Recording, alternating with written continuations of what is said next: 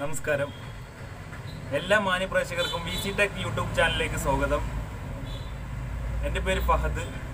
ഞാൻ ഇന്ന് നിങ്ങൾക്ക് മുന്നിൽ വന്നിരിക്കുന്നത് ഫ്രിഡ്ജിന് ഫ്രീസർ ഡോർ ഇല്ലാതെ വർക്ക് ചെയ്യുമ്പോൾ സംഭവിക്കുന്ന പ്രശ്നത്തെപ്പറ്റി പറയാൻ വേണ്ടിയാണ്.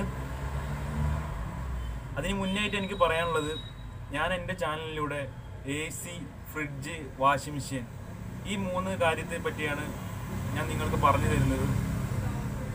ഇവ 3 ഉപയോഗിക്കുമ്പോൾ നിങ്ങൾ നേരിടുന്ന പ്രശ്നങ്ങളും എങ്ങനെ ഉപയോഗിക്കണം, ഇങ്ങനെയുള്ള കാര്യങ്ങളൊക്കെയാണ് എൻ്റെ ചാനലിലൂടെ ഞാൻ നിങ്ങൾക്ക് പറഞ്ഞു തരുന്നത്. അപ്പോൾ എൻ്റെ വീഡിയോ ഇഷ്ടപ്പെടുകയാണെങ്കിൽ എൻ്റെ ചാനൽ സബ്സ്ക്രൈബ് ചെയ്യാനും എൻ്റെ വീഡിയോയ്ക്ക് ലൈക്ക് ചെയ്യാനും വീഡിയോ ഷെയർ ചെയ്യാനും മറക്കരുത്. അപ്പോൾ നമുക്ക് കാര്യത്തിലേക്ക് കടക്കാം. ആദ്യമായി ഞാൻ നിങ്ങൾക്ക് ഒരു ഫ്രിഡ്ജിനകത്ത് ഫ്രീസർ ഡോറിൻ്റെ പ്രാധാന്യം എന്താണെന്ന് പറഞ്ഞു തരാം. കൂടുതൽ വലിച്ചു നീട്ടി പറയുന്നൊന്നുമില്ല, പെട്ടെന്ന് പറഞ്ഞ് അവസാനിപ്പിക്കാം. ഫ്രിഡ്ജിനകത്ത് ഫ്രീസർ ഡോറിൻ്റെ പ്രാധാന്യം എന്താണെന്ന് ഈ ഫ്രിഡ്ജ് തുറന്ന് നിങ്ങളെ ഞാൻ കാണിക്കാം. ഇതൊരു വീഡിയോ കോണിൻ്റെ ഫ്രിഡ്ജാണ്. ഫ്രിഡ്ജ് നമ്മൾ തുറന്നു. ഇതാണ് അതിൻ്റെ ഫ്രീസർ ഡോറ്. ആ ഫ്രീസർ ഡോർ നമ്മൾ തുറന്നു. ഈ ഫ്രിഡ്ജ് ഇതുവരെ വർക്ക് ചെയ്തുകൊണ്ടിരിക്കുമായിരുന്നു. കണ്ടില്ലേ, കുപ്പി കണ്ടില്ലേ, വെള്ളമെല്ലാം കട്ടായിരിക്കുന്നു. അപ്പോൾ ഗൈസ്, നമ്മുടെ ഫ്രിഡ്ജ് വർക്ക് ചെയ്യുമ്പോൾ ഫ്രീസർ എപ്പോഴും ഇതുപോലെ അടഞ്ഞൊരു കണ്ടെയ്നറായിട്ടിരിക്കണം. ഇതുപോലെ അടഞ്ഞൊരു കണ്ടെയ്നറായിട്ടിരിക്കണം. അതുകൊണ്ടുള്ള ഉപകാരം എന്താണെന്ന് ഞാൻ പറയാം. ആദ്യം നമുക്ക് ഈ ട്രേ ഒന്ന് എടുത്ത് മാറ്റാം.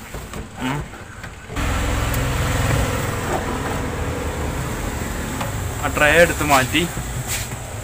അപ്പോൾ നമ്മൾ ഇതൊരു സെൻസർ സംവിധാനമാണ്.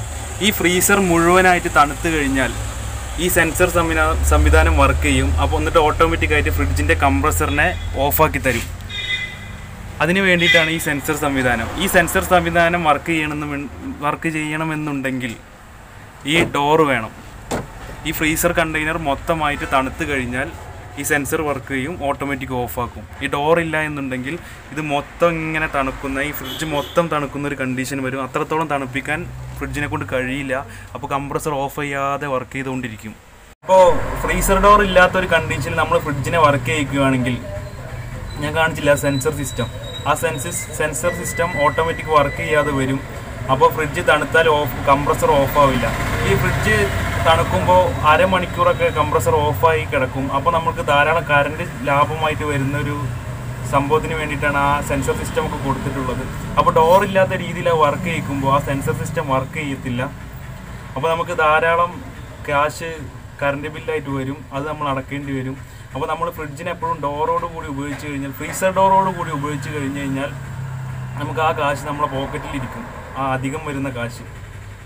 അപ്പോൾ ഇതുപോലെ നമ്മുടെ ഫ്രിഡ്ജിൻ്റെ ഫ്രീസർ ഡോർ ഭാഗികമായിട്ട് പൊട്ടിയിട്ടുണ്ടെങ്കിൽ, അല്ലെങ്കിൽ ഇതുപോലെ മുഴുവനായിട്ട് പൊട്ടിയിട്ടുണ്ടെങ്കിൽ, നമ്മൾ എത്രയും പെട്ടെന്ന് ആ ഫ്രീസർ ഡോർ മാറ്റേണ്ടതാണ്. മാറ്റിയിട്ടില്ല എന്നുണ്ടെങ്കിൽ കറണ്ട് ബില്ല് വെറുതെ വളരെയധികം കൊടുക്കേണ്ടി വരും. അതുപോലെ തന്നെ നമ്മളെ ഫ്രീസറിൻ്റെ അകത്ത് കട്ടയാൻ വെക്കുന്ന വെള്ളം, അതുപോലുള്ള സാധനങ്ങളൊന്നും പെട്ടെന്ന് കട്ടയായിട്ട് കിട്ടില്ല, കട്ടയായിട്ട് കിട്ടത്തില്ല. അങ്ങനെ ഇങ്ങനെ ഒരുപാട് വർക്ക് ചെയ്യേണ്ടി വരും. മെയിനായിട്ട് പറയാനുള്ളത് കറണ്ട് ചാർജ് ഒരുപാട് അധികം കൊടുക്കേണ്ടി വരും. അപ്പോൾ എങ്ങനെ ഫ്രീസർ ഡോർ ഫിറ്റ് ചെയ്യാം എന്നുള്ളൊരു വീഡിയോ ഇവിടെ ലിങ്ക് ഞാൻ ഈ വീഡിയോയുടെ ഡിസ്ക്രിപ്ഷൻ ബോക്സിൽ കൊടുത്തിട്ടുണ്ട്. നിങ്ങൾക്കത് എടുത്ത് കണ്ടിട്ട് പുതിയ ഡോർ ഫിറ്റ് ചെയ്യാവുന്നതാണ്. അപ്പോൾ എൻ്റെ വീഡിയോ ഇഷ്ടപ്പെട്ടിട്ടുണ്ടെങ്കിൽ എൻ്റെ ചാനൽ സബ്സ്ക്രൈബ് ചെയ്യാനും എൻ്റെ വീഡിയോക്ക് ലൈക്ക് അടിക്കാനും എൻ്റെ വീഡിയോ ഷെയർ ചെയ്യാനും നിങ്ങൾ മറക്കരുത്. അപ്പോൾ ഓക്കെ.